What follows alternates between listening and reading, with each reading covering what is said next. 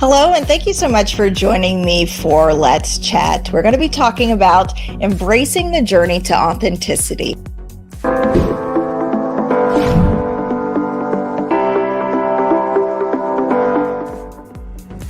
The journey to authenticity is different for everyone, but a journey that teaches each person something new. I'll go ahead and bring up each one of our guests today. Joining us for this conversation, we have Elizabeth ORME. She is the founder and CEO of Creatively Focused.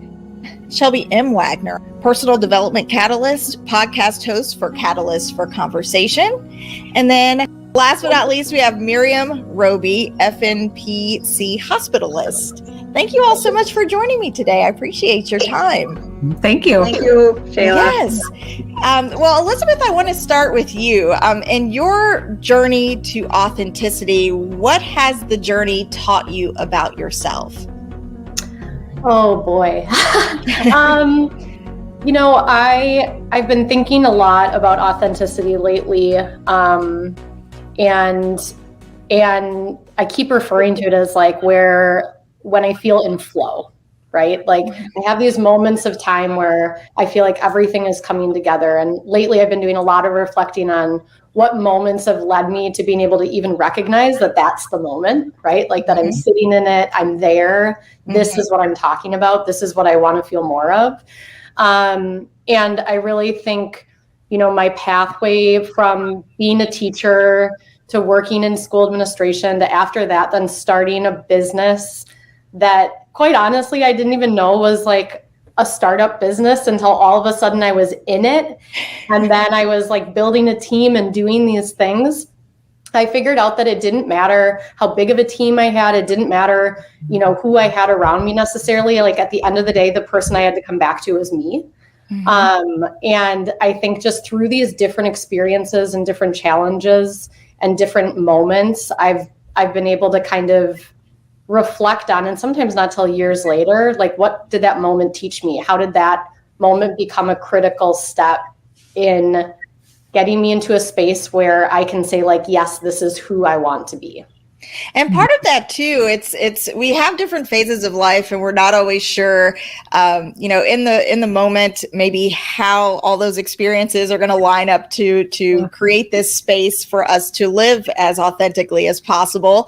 But then when you look back, it's as if every little piece had to happen the way it did for us to be able to appreciate now in the way that we do. Would you say that's the case for you too, Shelby? Yeah, absolutely. And that visual that you just gave us reminds me of something when I was just going through a time of feeling like, how does this all make sense? How is this going to add up? And a friend said, just think of it as beautiful points of light making a constellation. And I was like, oh, okay. Now I get it, right? Like, yeah. It is hard when you're so close and in the middle of it to see how this thing connects to something that's coming a year from now, 2 years from now, even 10 years from now. And that's definitely been my journey. It's been more of an unraveling and in putting these little points, if you will, out there in the sky and slowly starting to see that they somehow connect to a bigger picture. And I imagine that's a similar journey for a lot of people. Yes. And for you, MYRIAM, how would you say that your journey to living your most authentic life, do you feel as though it's been a lifelong journey, or do you feel that you've become more conscious of it at different points in life, that you're looking for something more or trying to live in a different way? I feel like I'm still in that journey, Shayla. I just, every moment is something new learned. And, to Shelby's point, it feels like an onion layer, right? Like we're in this journey and it gets peeled off. And as more get peeled off, we get centered to this core. And what I found for me is, when I get really excited, really passionate,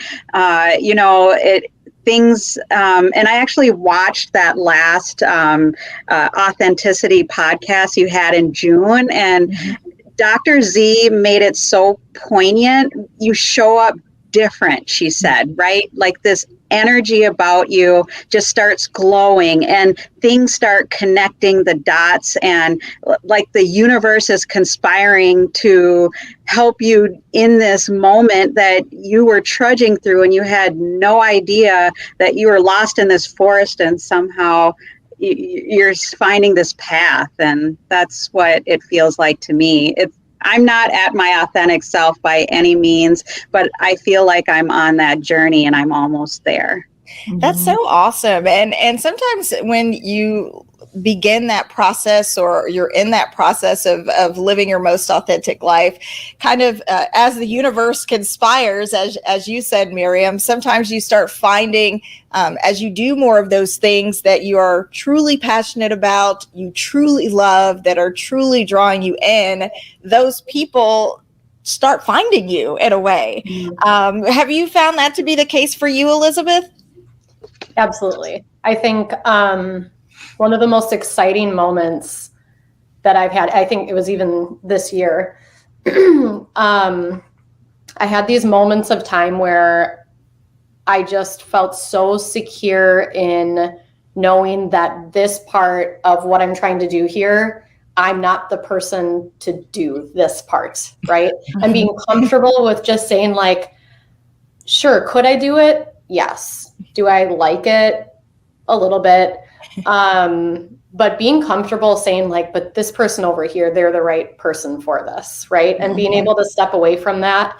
And what it did for me is it opened up just so much more like mental space to be excited about the things that I was excited about, even if nobody else was excited about those things.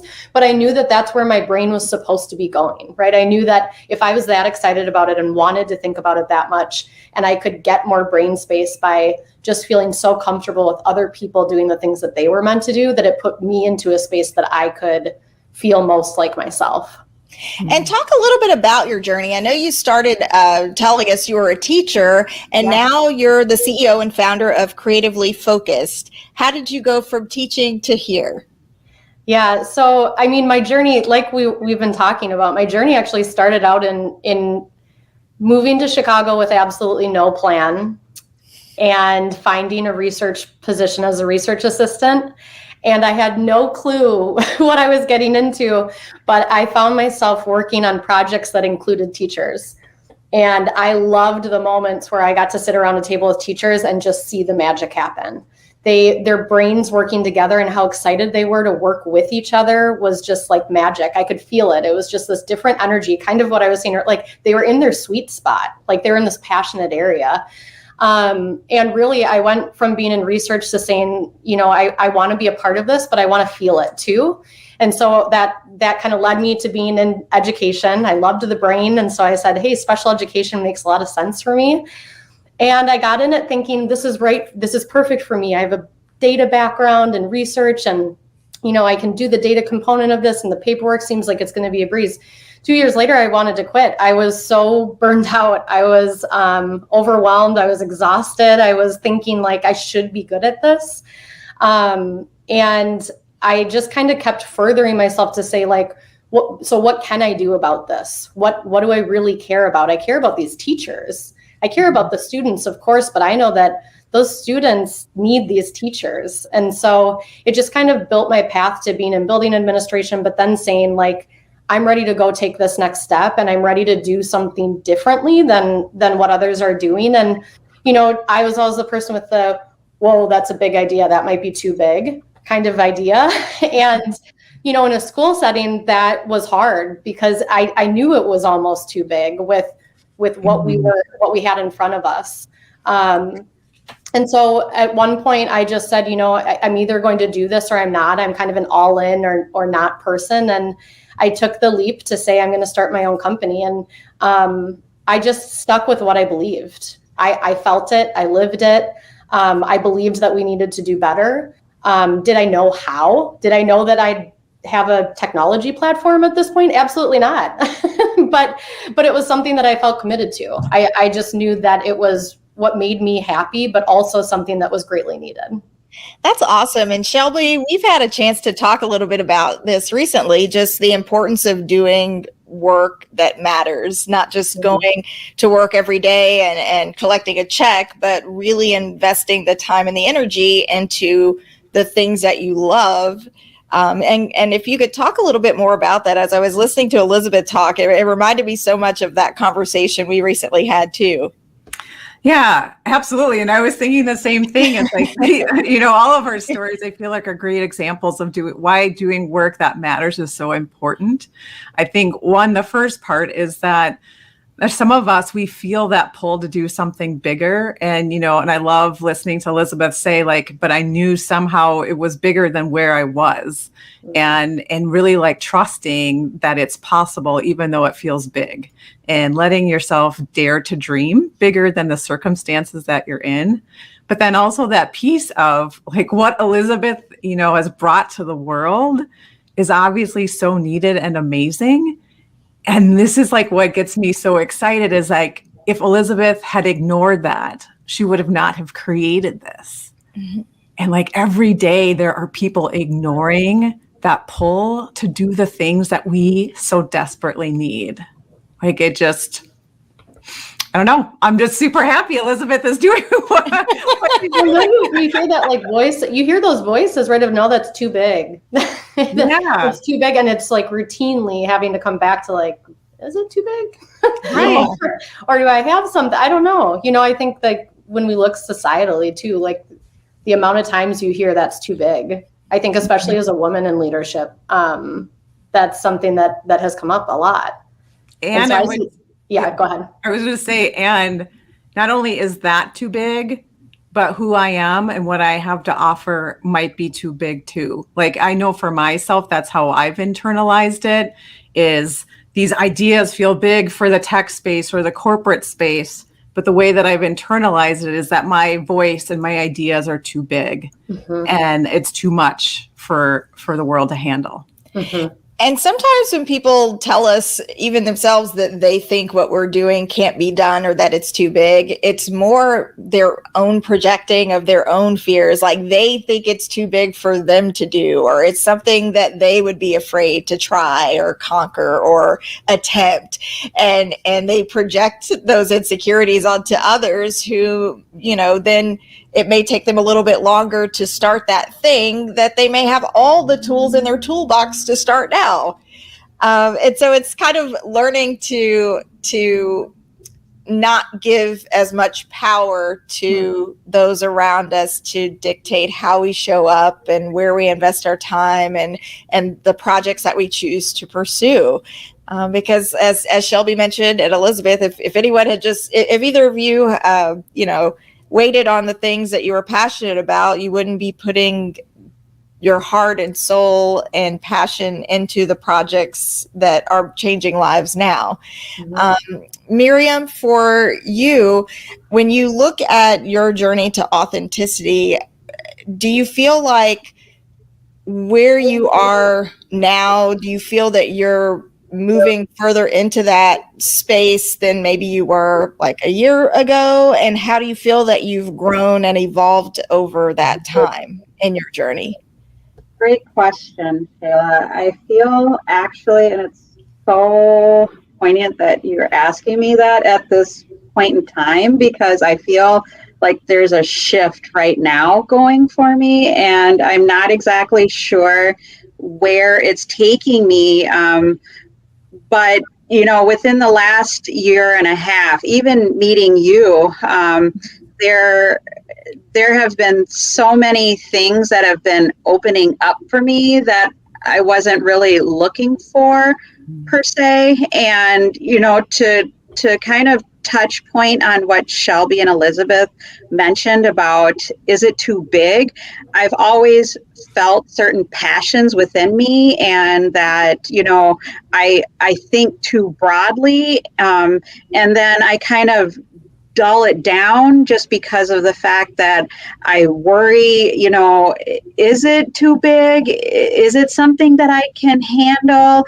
And then what I found actually is that at times there will be a mentor that will pop into your life, and then they will have that perfect key that unlocks it. And then they tell you, yes, you can do this. And I actually had a mentor recently who saw something in me that I didn't even see in myself. And he said to me, Miriam, you can do this. You don't see it yet, but you can do this. And after that, I started, I met you, Shayla. I was on the podcast. I've been in more projects.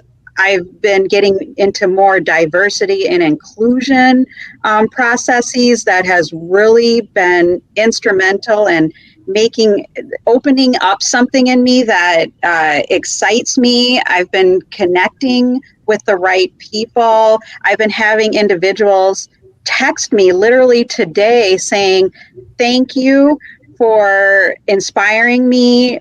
And I didn't even know that I was an inspiration to them. I was just leading in my truth and trying to touch or connect with them on a human level. And so I don't know how to answer your question, Shayla, but honestly, I think I'm like in the midst of it right now. And it's humbling.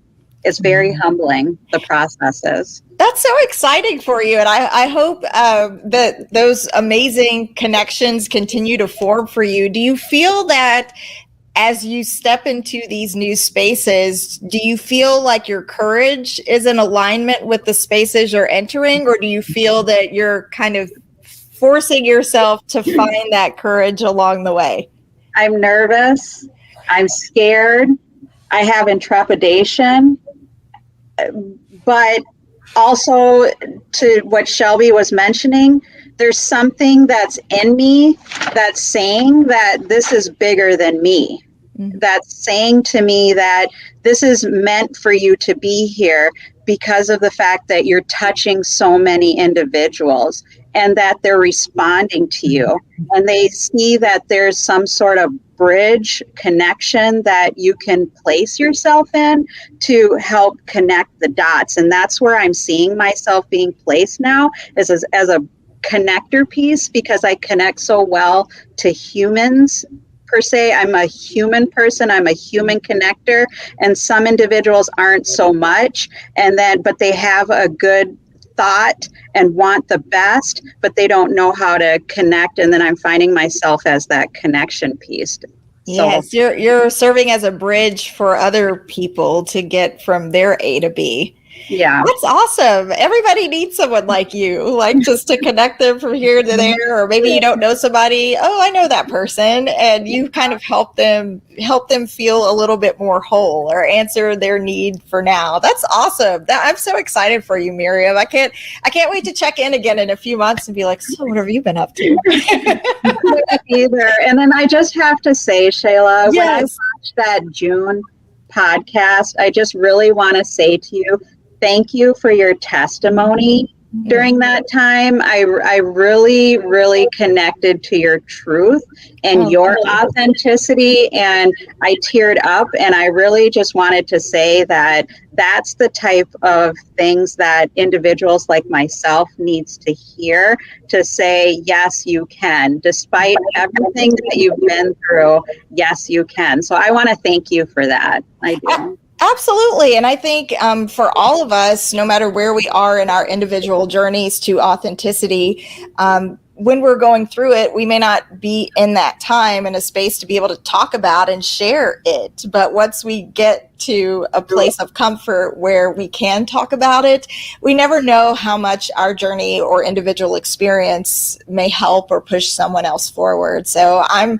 grateful that if any little wrinkle in my story pushed you forward, I'm so thrilled about that, because a lot of the conversations that we have in this space, they're definitely not the kind of conversations you get to have for television, but these are the kinds of conversations that I feel I really get to connect and get to know people in a very human way.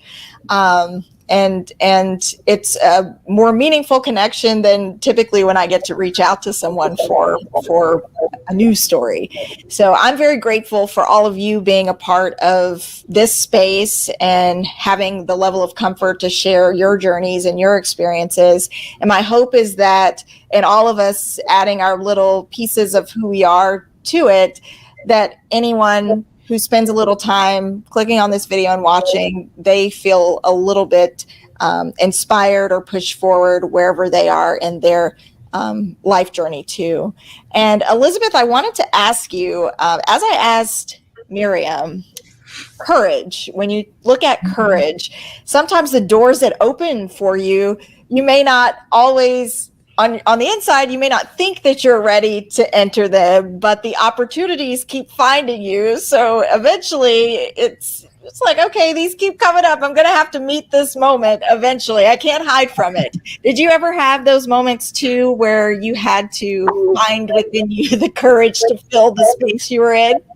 I mean, this might be the most perfect timing for that question, because quite literally last week I came home from work and I looked at my husband and I said, they're like, and we don't talk about my business all that much, honestly, like it's in a great way. We do our check-ins and, but I looked at him and I said, I'm having one of the moments where like, this is so big, so much.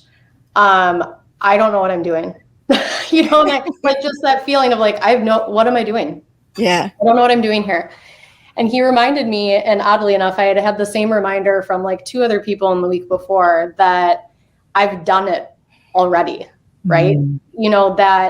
That kind of leap of faith, the moment of fear, like I called it, I said, like, I feel like I'm alone at the front of a roller coaster and I'm at the top of the hill.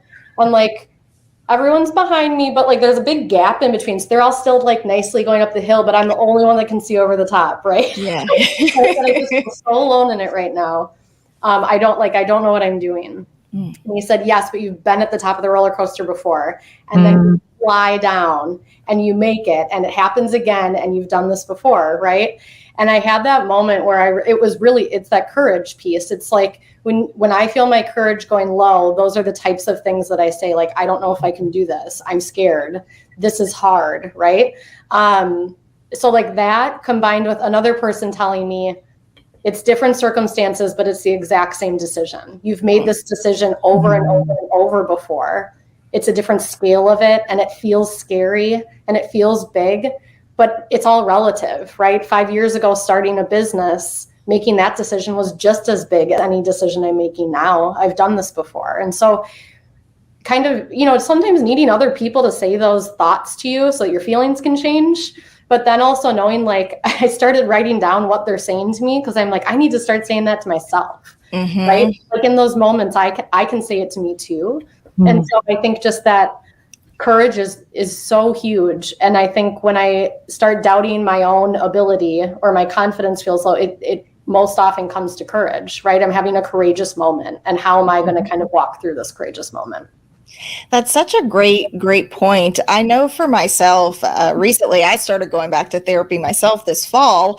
And one of the things that I struggled with is I would take on a lot of the experiences of other people. And then after a while, it would kind of take me away from the person that I knew myself to be, because I was taking it all in, but I wasn't processing it. And some of the stories and folks I was connecting with, they were going through some really hard stuff. And one of the things that I've learned, and I always throw this in there, my therapist told me, when it comes to fear takes you away from the person that you know yourself to be. And so I am a creative, deep thinker that loves to laugh and help other people see the best of who they are. But then if I feel fear and I live in the fear and allow fear to have power, it takes me down this whole rabbit hole that is so contrary to the person that I know myself to be. And so I've had to create some little barriers for myself. So when I kind of feel the negative thinking coming on, I decided to name my fear Felicia. So I say, bye, Felicia, when I feel scared. I love that. And then sometimes whatever I'm afraid of, it may be like more than saying bye Felicia can do, but it's like a verbal flag. So when it's a little bit more, then sometimes I have to say, Felicia, I hear you, but I'm going to do this now. Yes. And actually acknowledge that it's there, but also acknowledge I'm going to do something else. But it's been sort of this mental flag for me that's been really great at when I catch myself going down this rabbit hole, I stop before I go. And then I'm like, whoa, this is going to take me away. Here's who I am. And it's sort of been nice because it's helped me stay in the space of who I am and not move into this space that takes me further and further away from the person I know myself to be. So as you take notes of the things that people say, I think we all have to find for ourselves what are our tools that are going to bring us back to who we know ourselves to be, because we take in so much information just from society, from people around us about who and what we should be, who they think we're supposed to be, where we're supposed to go. And then you're trying to muddle through all of that and say, wait a minute, who am I? Like, who am I? And move all this stuff away. So finding those tools and those techniques to help you stay focused and really in some ways stay on that journey that is meant for you are so crucial. Would you say so, Shelby? Yeah, absolutely. And, just I think that point of staying grounded, I know for myself, whenever I'm about to step into something that's going to require courage, I spend a lot more time outside walking and being in nature. Allows me to get quiet, allows me to hear my voice, my inner voice. It allows me to take out all the voices or that what they call that monkey mind that's saying like, no, this is crazy, or you've never done this before, Yeah. And I can just be in silence and I can allow myself and like my nervous system to kind of like reset to safety. And, and just kind of move through like what I need to do next. And I love like what Elizabeth said, just reminding myself like, this is a, different day, same type of decision. And, that's just so true to like be able to recognize, like, I have done hard things before and this will not be the last one, and I'm capable. Yes. And to know that you're capable, even if you don't fully feel capable at the moment, like still you were made to do hard things. And you'll get through this hard thing too. As I tell my friends when they're going through hard stuff, and I tell myself this sometimes too, it's you've survived 100% of the things you didn't think that you would. Because if you didn't, we wouldn't be here talking. Right, exactly. Yeah. So you're going to get through this too, I promise. That's going on a post-it for me, Shayla. Yes. You're going to get through this too, I promise. Yes. And if I'm lying, then you can ask me like in another minute or two. We'll see if you're still here. So, MYRIAM, for you, on this journey to authenticity, what has it taught you about yourself? I'm stronger than I ever thought that I was. Mentioning to both you, Shayla, and Shelby's point of how do you ground yourself and get back to that core you. It's always having to just really center yourself and understand what is the core, what have you found that inspires, and then try to stay centered in that. For what, how Elizabeth mentioned that, she, it sounds like her husband is a really good support. That's what I found that I needed to do was I needed to build a support system around me. I didn't really have that for a long time. And it does knock your self-esteem down. You on the outside, you may feel or appear to others that you're, Wonder Woman, right? That you can do all things and, you're unbreakable, but inside you're like slowly, melting away because you're finding yourself pulled further and further from who the center person is. And so what I had to do is I had to sit in it like literally sit in it. And, you know, you would find ways before to deviate or to escape. But what I found is when I sat in it, I put my headphones on, I would listen to TD Jakes or Eric Thomas or, you know, Les Brown. I would walk my dog and I would sit in it. And then that's when I started finding that strength and saying, you know what, I can do this.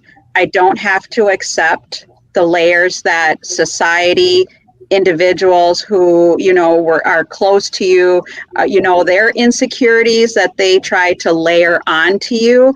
You know, you figure out you can set that barrier and push it back and say, no, that's not, your projection is not for me to have to handle any longer. And that's what I found the most poignant, was that I didn't realize I was as strong as I thought that I was. And something you just said, it reminded me of that quote, to change the people around you, you have to change the people around you. Not everyone is going to understand the journey that you're on, or the journey that feels like the truest one for you. And that's when it takes the most courage to stay on the path that you're on, because you're probably going to be going in directions that sometimes those closest to you, they don't see where the end will be. They don't see where you're headed. They don't understand, you know, why is she going to leave this and do that? And sometimes you're going at it alone and carving out your own space, but it's when the courage is needed the most to stay on that path, when you feel most alone in some ways. Elizabeth, would you like to add on to that? You know, I think about the times like when I think about that kind of alone feeling where you're like what you're saying, like sitting in it, I keep thinking about that piece of how much harder it is when you resist it, right? And how much bigger it becomes, and quite literally like how it feels in your body, and how that doesn't go away.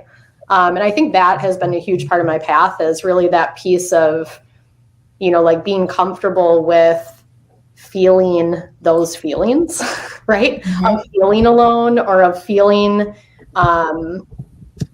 like questioning myself, or, you know, and kind of like picking up on like, what are the things I tend to do when I'm feeling like that? Well, I tend to avoid, right? I tend to focus on something that maybe isn't directly connected to what like my core kind of focus is right now. And I think, again, like through this whole journey of each day kind of like working on me, on who I am as a mom, and who I am as a leader, and who I am as a wife and a daughter, and all the things. I used to think about these things as like, I'm going to work on the mom part of me. And I used to work like, now I'm going to work on the daughter part of me. And then I realized like, it's all the same person. Right? And so I think like being able to sit in those hard moments helped me realize that more, that like the way I'm going to think about this needs to include all those roles. The way I'm going to like take all this in and consider it has to include how it shows up in all these different spaces, and how I want to be showing up in those spaces the same. Right. And so I think I've just been thinking about that part a lot lately. That if I'm this one like really happy person at work because I'm in flow and I feel really good about things, like how can I also replicate that in another setting?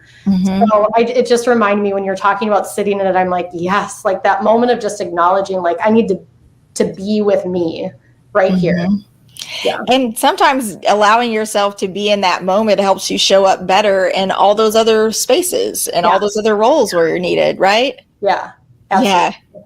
Yeah. And something else that you had said that kind of stuck with me was sort of feels like the quiet whisper that you hear at first. And then after a while, if you keep trying to ignore it, it becomes like louder and louder. That eventually you're going to have to acknowledge what this thing is that you're saying, oh, I'm not going to pay attention to that now. I'm not going to pay attention. That eventually you kind of, even in your real life, you might encounter things that remind you of the thing that you're trying to avoid. And then finally you just have to say, okay, I'm going to address this now.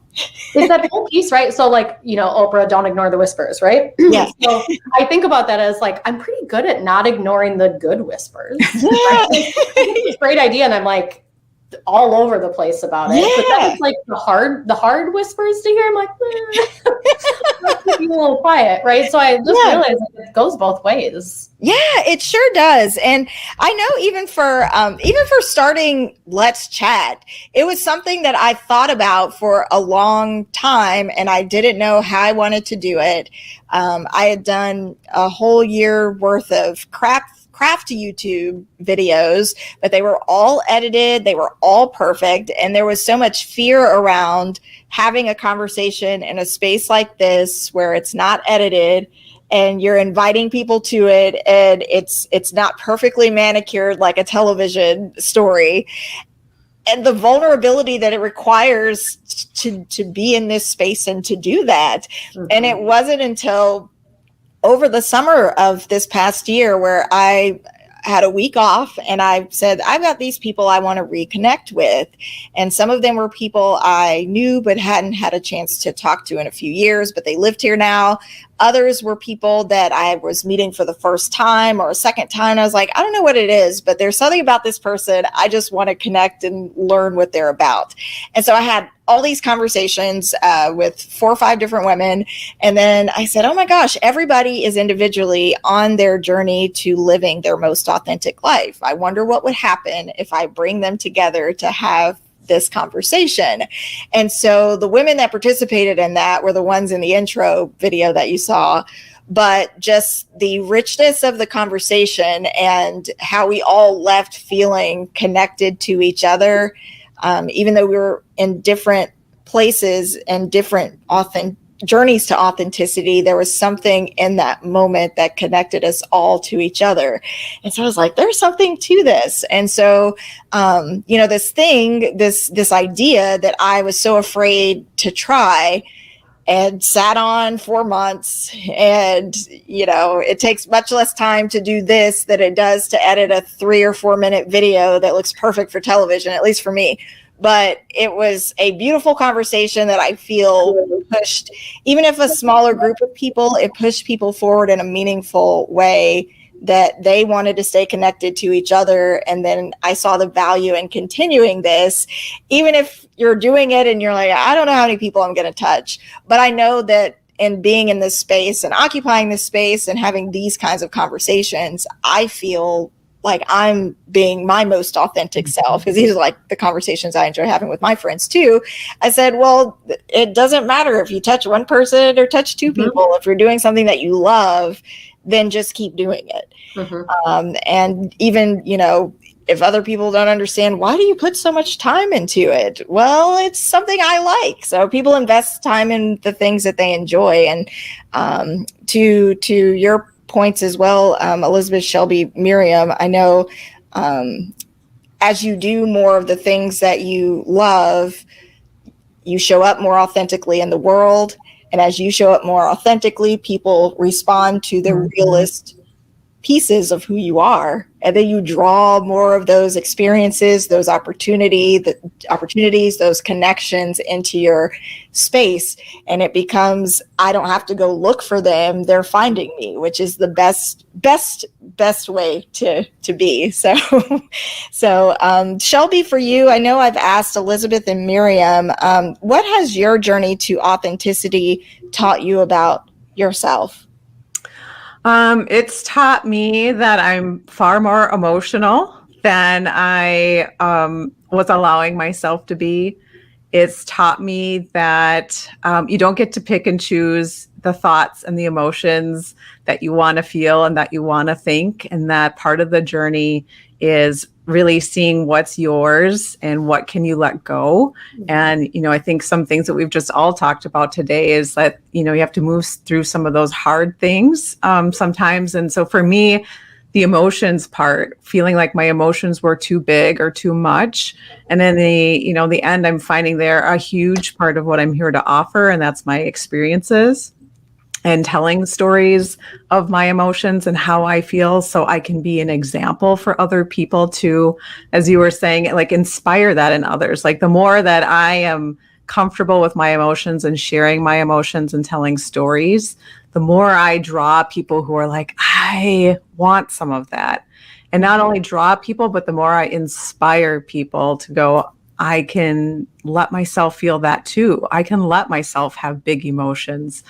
So that's for me where I'm at, I think right now in my journey to authenticity, is allowing those sides of me that feel a little more vulnerable, be seen and really celebrate them and really recognize them as a gift. And sometimes the things that we're most afraid of about ourselves are the things that most connect us to others, and the things that, people, that draws them in. So kudos to you for finding your courage to keep going out there. That's awesome. When you talk about letting go, sometimes it's letting go of people that maybe aren't going to be supportive of you and the path that you're on and the way that you need to be supported. Sometimes it's letting go of ideas that you have about who and what you can and can't be, and how you can or can't occupy space, and those kinds of things. When you talk about letting go, what have been for you, Shelby, the most difficult things, or one or two of the most difficult things to let go as you try to step into living your most authentic life? Yeah, I think really just culturally, status quo probably sums up a lot of it. I've worked in corporate tech spaces. So just being in spaces that are very male dominated, not just by gender, but also in energy, a lot of male energy, has been really hard to let go of. I mean, part of myself is very motivated and very action oriented, but it's been hard to also allow the feminine energy that is me as well, that emotional side, kind of come up. So I'd say it's letting go of that status quo of what should be and who I should be, and what does success look like, and what's valued in our society as far as work, because I do people work. There's just always that rub of how you can be successful and what kind of work equates to that and how you go about doing it. And then I just say, last thing, I just recently have been watching this Nat Geo special with Will Smith, where he's going on these different adventures. And one of the guides on one of his adventures said, society is only a slice of reality. And I was just like, yes, right? Like, we get so caught up in these cultural norms and expectations of society, but this is like one small sliver of what's happening in the world and what's possible, down to like the tiniest drop of water on a plant. There's just so much magic and goodness to be had. And so I think it's just also just allowing myself to like just really feel that awe and wonder of all that's possible. That's such a great point. And when you put it that way, it says, whoa, we give so much power to this little piece of a giant whole. When you think about how much weight we as people give to society and what people say about who we should be and how we should occupy space. And it's like, wait a minute, if you step back and look at it, why are we giving our power away like that? Right. Yeah. And oftentimes not to anyone who's even told us, right? Like, yeah. It's just these, like, it's the they. And it's just out there in the world. Like, no one's even said half these words to me that I have in my brain, but somewhere, you accumulate them obviously from TV shows or whatever, but it's just kind of crazy sometimes when you're like, wait a minute, there's actually like no one keeping tabs on me. Okay. I can do whatever I want. You realize it's carried with you too. I've noticed that lately, where I'm having these like memories from like being like 7, right? Where all of a sudden you're like, I heard this once. And then you realize like that never went away. That line in my body never went away. I keep coming back to it. And then you look at it now and you're like, I don't have to care about that line, right? Yeah. And then being able to just like free yourself of those moments, I think that's like, I think it's the fun part about like getting older, right? Is that you get to have the different perspective. Yeah, give yourself permission to get rid of the stuff you don't need and welcome more stuff that's going to serve you for where you are and where you're going now. Yeah. Exactly. Yeah. MYRIAM, would you? Goodbye. MYRIAM. Bye, Felicia. There you go. Bye, Felicia. Miriam, and I think you kind of touched on this too a little bit earlier. But of the things when you're looking at what's in your life, what do I keep? What do I get rid of? What's serving me? What's not? What relationships are great? Which ones can I just say are here for a season, not for a lifetime? What, if anything, has been the most difficult to let go of on your authenticity journey? Very, very good question, Shayla. What I've found is that on my journey to authenticity, or finding my true authentic self, that I have, and you mentioned weight, but I actually carry the weight of others because I'm a giver at heart, a nurturer at heart, almost an empath, if you will. And what I've had to learn is that, the criticisms of others aren't the criticisms that I need to be vocalizing to myself, meaning that I need to no longer say that, just because you feel this is something that's not worthy of me, I hear you, I receive it, but I don't need to accept it, right? And coming into that was the most difficult, because I've had a lot of individuals who are really, really close to me, and they projected their insecurities, or they projected what they felt would be best for me, but truly is not best for me. And then I had to learn how to separate that, and then find others who were like-minded, surround myself with them to help continue down this journey that I feel is for my true authentic self. And I just wanted to make the point where you had, I believe her name was it Sean on the last podcast, the principal, and she made a Sean Losi. Yep. Yes, she made a really good quote from Dr. Cornel West that resounded with me, where you live by their praise, you die by their criticism. And that, to me, is like the sound point of what I'm trying to say to myself. I no longer need to live by their praise. I no longer need to accept the criticism. I now am my true self, and I only need to praise myself for what is the journey for me, what and how that takes me to, or where that takes me to, or who it connects me to. I now need to free myself and be open enough to break connections and then maybe make new connections. And so that's currently the pathway that I'm on, Shayla. Literally, I'm having to break some connections to reconnect with newer ones. So I'm actually in the process right now, as you asked that. And so maybe, like you said, you might have to touch base with me later, so that I can give you well, this is how it happened, and this is what, but yeah, no, I'm currently in that process right now. So that's awesome though. And as you go through this process and you make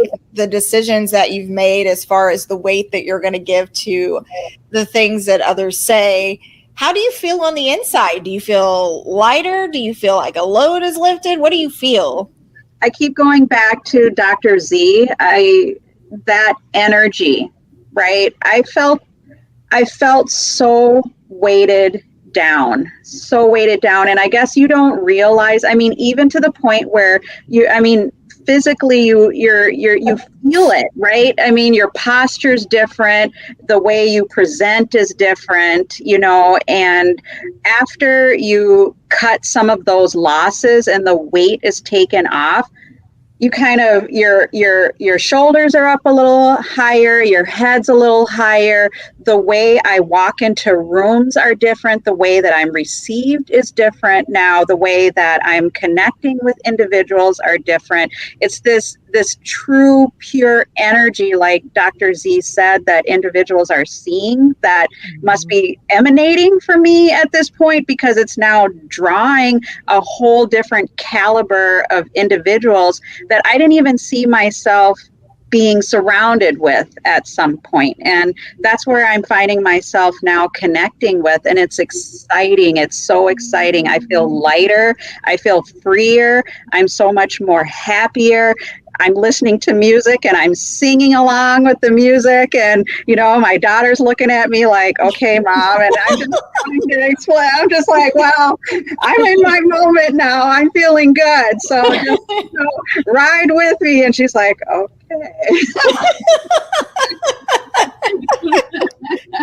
You're smiling from the inside. I'm smiling from the inside.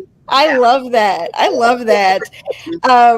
That's so great. And I'm so appreciative that you shared that. We've got just a few minutes left, and I want each of you, if you could share something that you hope anyone watching takes away from this conversation, if they too are in their authenticity journey and trying to figure out, should I keep going? Maybe what other folks are saying, I should listen to that. Like, I'm kind of entering this space where I don't know if it's going to work. What would you want that person to know, Elizabeth? Well, so I do coaching, and I had a coach last week do this with me. And honestly, I walked away and I was like, I think I have to tell every person I know about this. So this is a great opportunity. Perfect. I think it's if it's that whole thing, if you can see something in your head, if you have that vision for it, you likely have the tools within you to be able to do it, right? And so it's like, by not limiting your potential, you're going to do incredible things. And so the way it got asked to me was, imagine that moment when you're in flow, like when you're feeling kind of that open, great space, and describe that moment in 3 words. Like, describe what you feel like in 3 words. So I did that. And I said, joyful, optimistic, and confident. And then she said back to me, now imagine yourself in another space, because it's showing up in this one space. Imagine yourself in that other space. Close your eyes, feel those words. What would it feel like to feel those words there? And I was like, oh, like, it's possible, right? Mm-hmm. And so I think just coming back to that fact that if you want it, you can see it. And although it may not feel like right now it's happening, that we can come back to that kind of visionary space. We can come back to that, what it makes our body feel like. And if we work toward it each day that way, then you're already on your way. That's so great. Thank you for sharing that. I'm going to try that exercise too. I appreciate that. Shelby, would you like to go next? Sure. Yeah. I think what came to mind for me is just how important a support system is on this journey. And so whether that's investing in a coach or finding a mentor, there's so many wonderful resources, at least for sure in the Twin Cities, where you can get a mentor, for free a lot. But again, like we talked about today, it's so important at a certain aspect in your journey to have an outside perspective, not someone who's a friend or family member who has some sort of stake in the game about where you go or who you become, but someone who's really invested in seeing the best in you and invested in you seeing the best in you. I would have not made it to this point, because you have those moments where you need that reflected back to you to stay on your journey. It's like food for your soul to keep going up the mountain. And so I just really encourage people to find that mentor or find that coach that can be that reflection for you. So you keep going, because I want you to get to the top. I want you to do what you're here to do. Your vibe attracts your tribe. Exactly. Yes. And last but not least, Miriam, would you like to add some thoughts to anyone who might be in their journey to authenticity as you're in your journey? What would you want them to know if they're facing those moments of uncertainty and whether or not they should stay on the path? Take the risk. It's all the way worth it. You're going to be scared. You're not going to know what the next step is. You're going to lose people. And it's okay. when you are going through the process, it's going to be dark. You're going to be lonely, but you have to trust the process and just know that you ultimately know what's best for you. You have that seed that's already planted within you, and you just need to water it, cover it with dirt, and then when it starts sprouting, you'll understand why you went through the process that you went through. The mentor, I can't stress enough, if you can find a mentor, if you can find a coach, if you can find somebody, as Shelby mentioned, that's on the outside looking at you, and when you're in that dark tunnel and you're not seeing your potential, you need that outside person to look at you and say, yes, no, you do have it in you. You just don't see it just yet. Again, trust the process. The whole journey is to take off the layers that everybody, as Shelby mentioned, everything that everyone's dumped on you, your parents, your siblings, your spouse, your workmates, workplace, church-going individuals. They all have these expectations that they pile on you. And then you have to listen to your core self and say, what is it that you want? And then take that risk and go with it. If it's opening a business, if it's, going on a spiritual journey, if it's wanting to reconnect on a different level, just take that risk. That's what I can say. I love that. And such a great way to wrap up this conversation. Of course, I'm so appreciative of all of you sharing a little bit of your time with me to share your journeys to authenticity. And hopefully everyone watching will take a little bit of something from each perspective offered, and that those details push them forward in their own journey to living their most authentic life. I'll post a link below for the authenticity chat as well that MYRIAM mentioned. So if you'd like to see that conversation in full too, I'll be sure to post that below so you can check it out as well if you'd like to. Thank you all so much for being a part of this conversation. And if you could stay on, and then I'll talk to you in the backstage area of StreamYard in just a moment. As for everyone else, thanks for watching, and I'll see you next time on Let's Chat. Take care. Thank you. Uh-huh. Yeah.